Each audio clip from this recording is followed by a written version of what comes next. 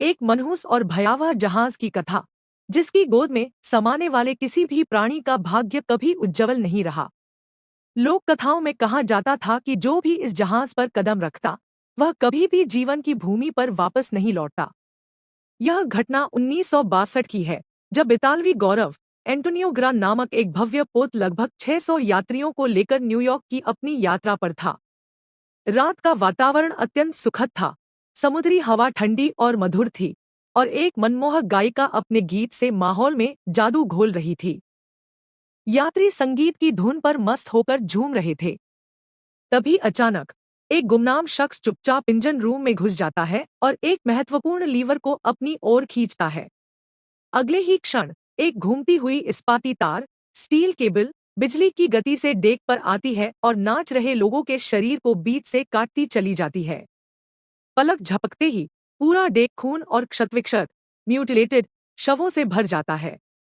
कुछ लोग अपने कटे हुए अंगों को जोड़ने की व्यर्थ कोशिश कर रहे थे, तो किसी का सिर गायब था। इस भीषण नरसंहार में केवल एक छोटी लड़की, केटी, बच गई। उसकी कम ऊंचाई और झुककर नाचने के कारण वह मौत की तार से बच निकली। खून से सने उस भयावह मंजर को देखकर केटी दर्द भरी चीखों से पूरा डेग गुंजा उठी। लेकिन उसके बाद क्या हुआ, यह इतिहास के पन्नों में एक अनसुलझा रहस्य बनकर दफन हो गया। करीब 4 दशकों, 40 साल बाद, समुद्र की गहराई में गोता लगाने वाली एक खोजी और बचाव दल, कैप्टन मर्फी के नेतृत्व में, एक पुराने जहाज को पानी से बाहर निकालने का प्रयास कर रही थी। तभी अचानक वह जीर्णशीर्ण, डिलैपिडेटेड पोत तेजी से डूबने लगा। स्थिति की गंभीरता को समझते हुए कैप्टन मर्फी ने तुरंत गोताखोर एप्स को अंदर भेजा, क्योंकि यदि टो करने वाली मोटी तार समय पर अलग नहीं की गई, तो उनकी अपनी टग बोट भी समुद्र की गहराई में समा सकती थी। एप्स ने बताया कि जहाज में एक बड़ी दरार आ चुकी है और वह 5 मिनट से भी कम समय में पूरी तरह जलमग्न हो जाएगा। घबराए हुए कैप्टन ने सभी को तुरंत बाहर निकलने का आदेश दिया। मंडर और डॉज भी एप्स को वापस बुलाते हैं, लेकिन 3 महीने की कठिन मेहनत को बेकार जाने देना उन्हें गवारा नहीं था। इसलिए दोनों तुरंत नीचे उतरते हैं और आखिरी मिनट में वेल्डिंग करके शिप को सफलतापूर्वक बचा लेते हैं। बाद में कैप्टन मर्फी जहाज को बेचकर प्राप्त हुई राशि को अपने क्रू सदस्यों के बीच ईमानदारी से बराबर बांट देते हैं। दूर से एक रहस्यमय व्यक्ति, जैक फेरीमैन, यह सब चुपचाप देख रहा था। सही मौका देखते ही वह कैप्टन के पास आता है और उन्हें एक दूसरे, अधिक मूल्यवान खजाने वाले जहाज के बारे में बताता है। जैक जिस जहाज की बात कर रहा था, वह वास्तव में वही प्रेतवाधित शिप था, एंटोनियो ग्रा, जिस पर 40 साल पहले उस रहस्यमय आदमी ने यात्रियों का बेरहमी से कत्ल किया था। कैप्टन मर्फी भी उस लापता जहाज की भयानक कहानियां सुन चुके थे, इसलिए वह क्षण भर के लिए संशय में पड़ गए। जैक के पास जहाज का सटीक स्थान और पूरा नेविगेशन चार्ट था, लेकिन बदले में उसने खजाने का 20% हिस्सा मांगा। कैप्टन ने अपने क्रू से चर्चा करने के बाद उसे केवल 10% देने की पेशकश की। लंबी बातचीत के बाद जैक राजी हो गया। पूरा दल अपनी टग बोट, आर्किटेक्ट वॉरियर, को लेकर अथाह समुद्र में निकल पड़ा। लगभग 15 दिनों के भटकने के बाद एक दिन इंजीनियर सेंटोस को रडार पर एक अजीब और अस्थिर छाया दिखाई देती है। जब कैप्टन खुद देखने आते हैं, तो वह निशान गायब हो चुका होता है। तभी अचानक अंधेरे से निकलकर एक विशाल, खंडहर हो चुका जहाज उनके सामने आ खड़ा होता है, जिससे वे मुश्किल से टकराने से बचते हैं। जब सर्च लाइट उस पर डाली जाती है, तो सबकी सांसें रुक जाती हैं। वही खोया हुआ, शापित जहाज उनके सामने था। सभी के चेहरों पर खुशी झलक रही थी, क्योंकि यह जहाज अंतर्राष्ट्रीय जलक्षेत्र, इंटरनेशनल वाटर्स, में मिला था, जहां किसी भी राष्ट्र का कानूनी अधिकार नहीं होता। जैक को टग बोट पर छोड़कर कैप्टन बाकी टीम के साथ एंटोनियो ग्रा पर उतरते हैं। 40 वर्षों तक समुद्र की क्रूरता झेलने के बाद जहाज अब पूरी तरह से गल चुका था। एक जगह मंडर का पैर फिसल जाता है और वह लगभग मौत के मुंह में पहुंच जाता है, पर बाकी सब मिलकर उसे खींच लेते हैं। तभी एप्स की नजर अचानक उसी छोटी लड़की केटी पर पड़ती है, जो 40 साल पहले नरसंहार में बची थी। पलक झपकते ही वह हवा में विलीन हो जाती है। एप्स अंदर से थरथरा जाती है, लेकिन किसी को कुछ नहीं बताती। खजाने का रहस्य जानने के लिए कैप्टन की लॉग बुक ढूंढना आवश्यक था, क्योंकि उसमें ही जहाज का सारा राज छिपा था। लॉग बुक की तलाश में वे कम्युनिकेशन रूम पहुंचते हैं, जहां उन्हें एक पुरानी डिजिटल घड़ी मिलती है, जो उस जमाने में बनाना असंभव था।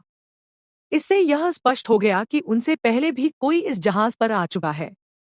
शाम होते होते वे थकेहारे अपनी बोट पर लौट आते हैं।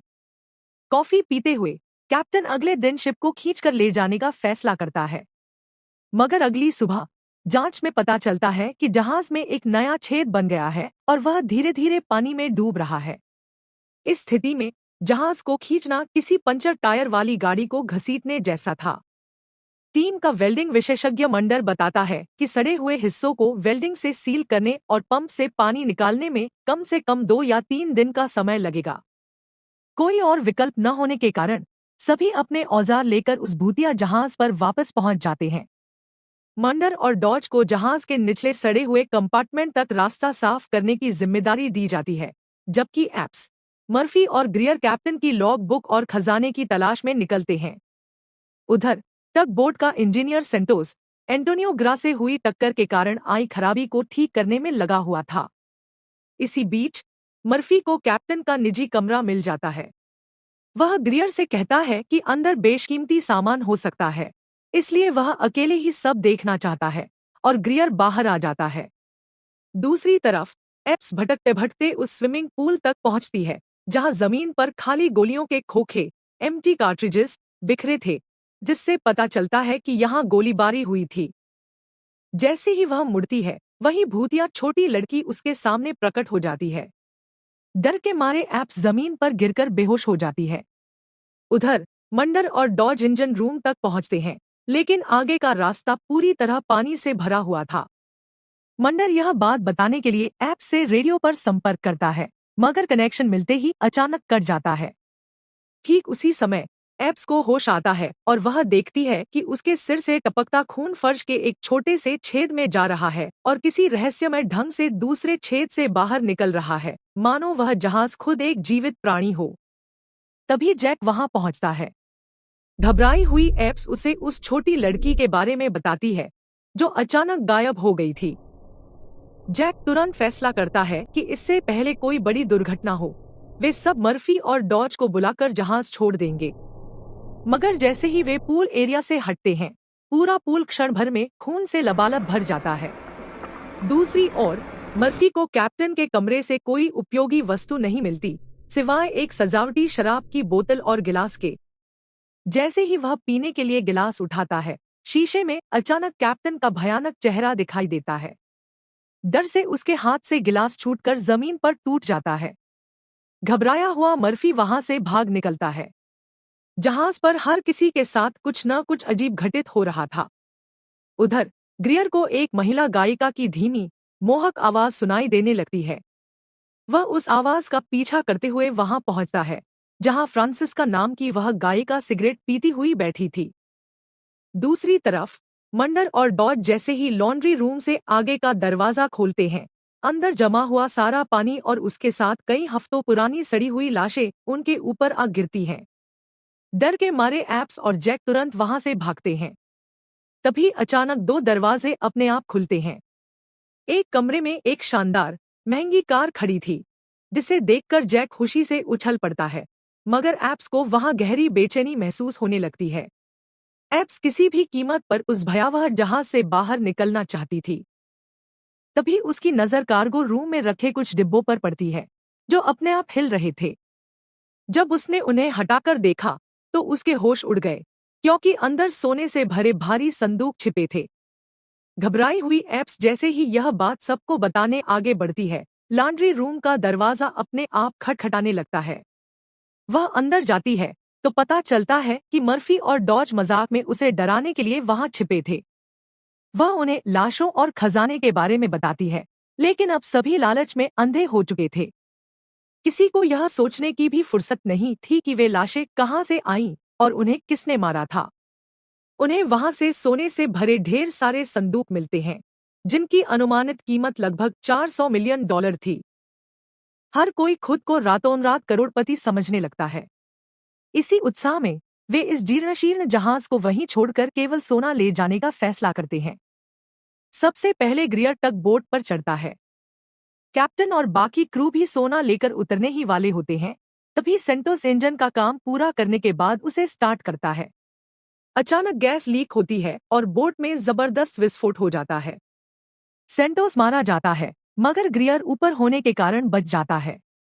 अब सभी इस सुनसान भूतिया जहाज पर फंस चुके थे, क्योंकि भागने का एकमात्र रास्ता टग बोट नष्ट हो चुका था। इस शिप पर कोई लाइफ बोट भी नहीं थी। ऐसे में एप सबको दिलासा देती है कि वह एक पेशेवर साल्वेजर है और वे मिलकर इस शिप को ठीक करेंगे। अगले दिन से ही इस भूतिया शिप की मरम्मत करने की योजना बनी, ताकि इस बड़े संकट से निपटा जा सके। लेकिन यह काम आसान नहीं था। हर कोई अपनी अपनी तैयारी में लगा था। ग्रियर, जिसकी शादी 2 हफ्ते बाद होने वाली थी, गहरे तनाव में था।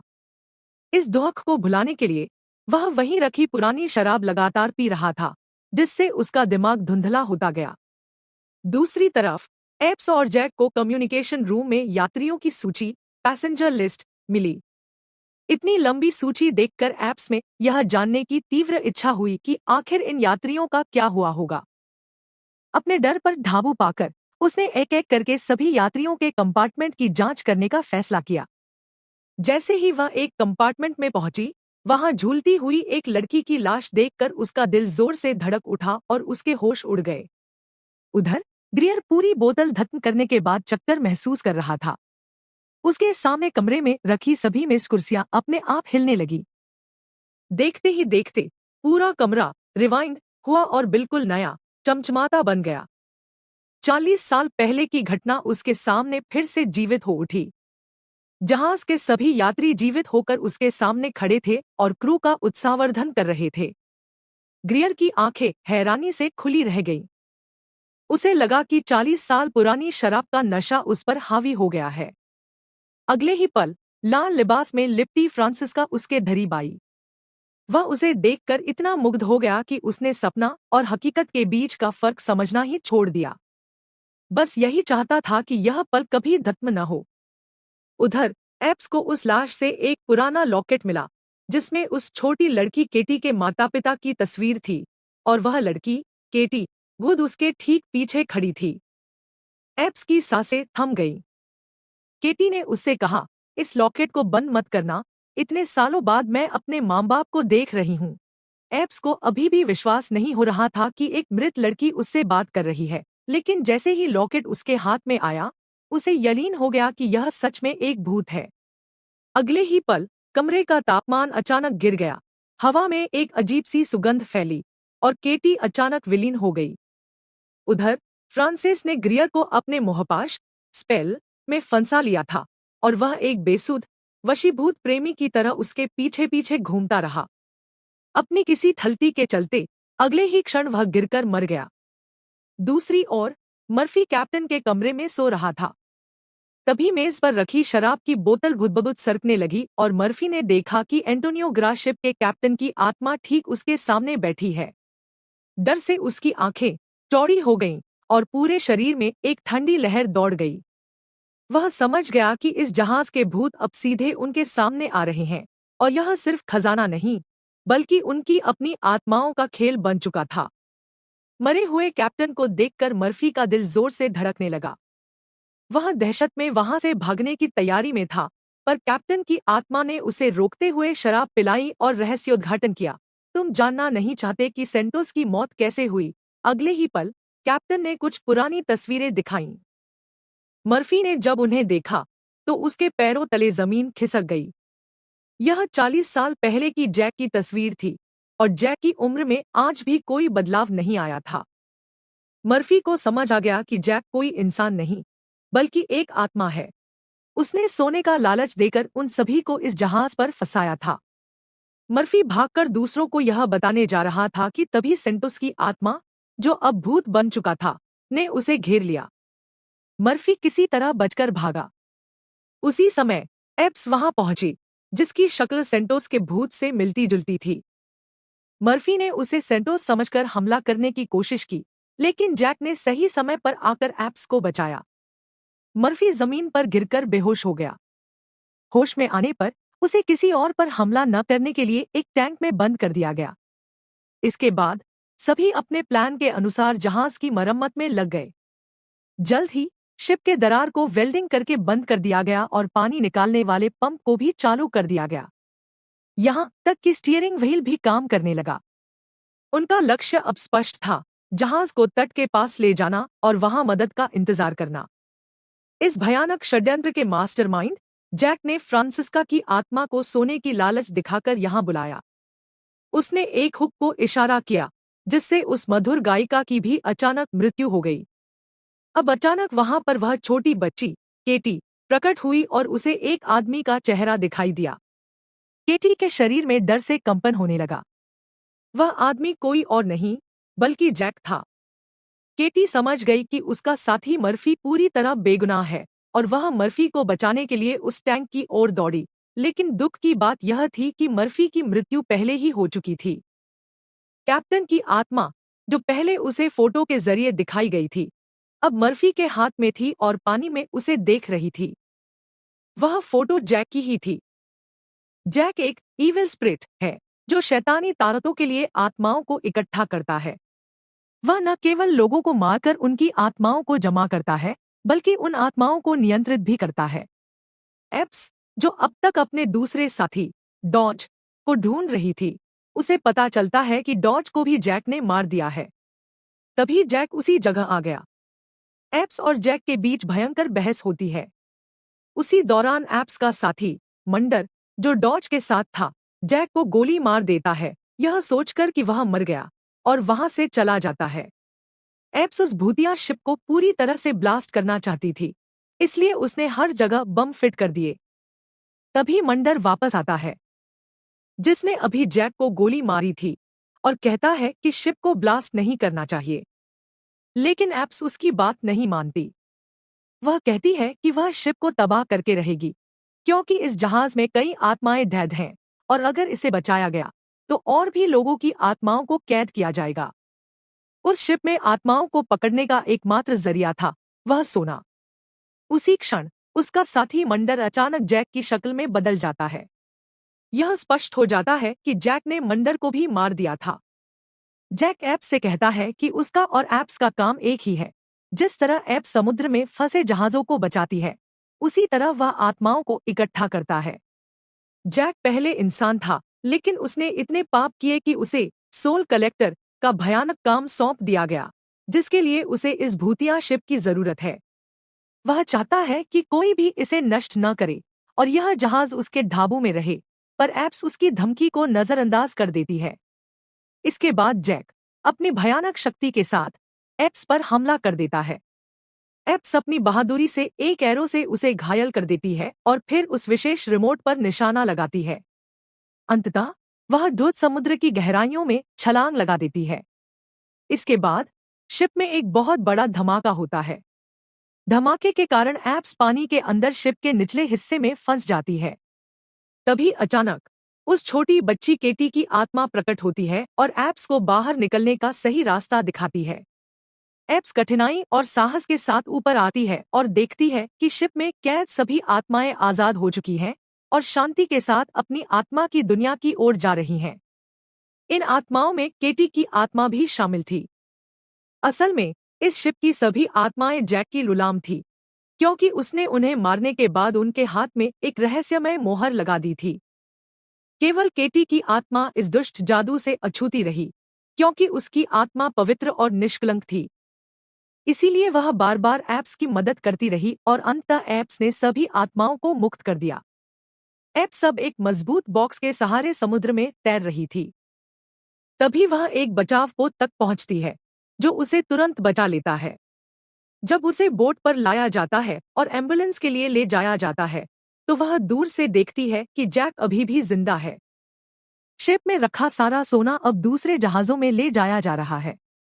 जैक का उद्देश्य स्पष्ट है, उस सोने की लालच में और भी लोगों को मारकर उनकी आत्माओं को कैद करना। यह दृश्य देखकर एप्स दर्द से चिल्ला पड़ती है और उसकी आंखों में डर और क्रोध दोनों झलकते हैं।